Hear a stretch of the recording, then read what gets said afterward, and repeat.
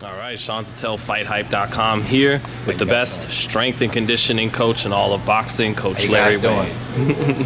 How you doing, Larry? I'm great, man. Excited. You got two big fights coming up. One this Saturday, one the next Saturday for your fighters. How was Rolando Romero heading into Saturday night?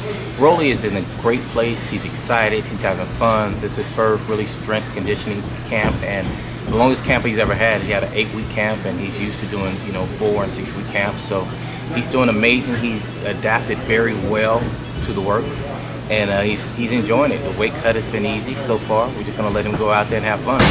You know, Rolando prides himself on explosiveness. He believes he's one of the most explosive fighters in boxing. Right. Where does he rank among the champions you've worked with in terms of that, in terms of just explosive? Ooh, that's a very hard question because I got some really good guys. Yeah. If he's able to do the things I know he's able to do, he's definitely in the top 5, powerful guys I've ever worked with and most explosive guys.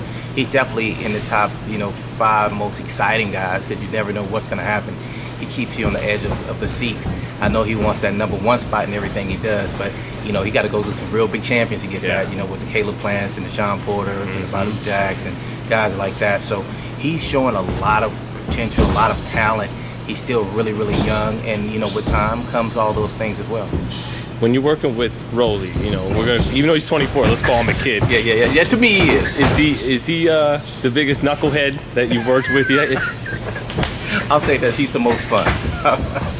He's young and he's exciting, and when you got a guy who's that young and full of energy, it makes you young again. It makes you excited again. So I always look forward to working with him because he always has something entertaining to do. He even, has little jokes for me, on the side, and which a lot of the older fighters don't do as much. They don't joke as much, but he still has that youth and that excitement about him. So he keeps me on my toes all the time. Well, you just told me a story. I don't know if you want to talk about it on camera, but well, I don't mind telling a story. This is the first time working with me in a camp, and part of the camp is weight cut, and since I'm able to have to be here with Shawn Porter and get to his camp, I didn't get a chance to go there, so I'm checking in on him every day to make sure the weight's right. But of course, it wouldn't be right, but he didn't do anything other than tease me about his weight not being right, and I almost lost my mind, but his weight was perfect, but he just wanted to see me sweat and just tease Coach Wade a little bit.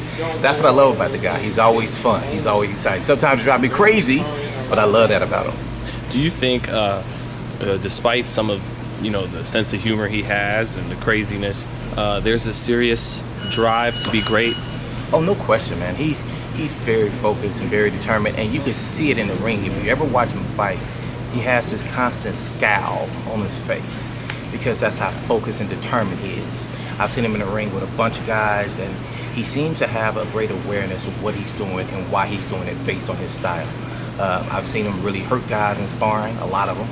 And so I know that he's confident in what he can do and how we can do it. Have you seen knockouts in sparring even? Because the rule in sparring is what happens in sparring stays in sparring, I won't use that, but I will say that I've seen him hurt more than my fair share of guys in sparring. Right.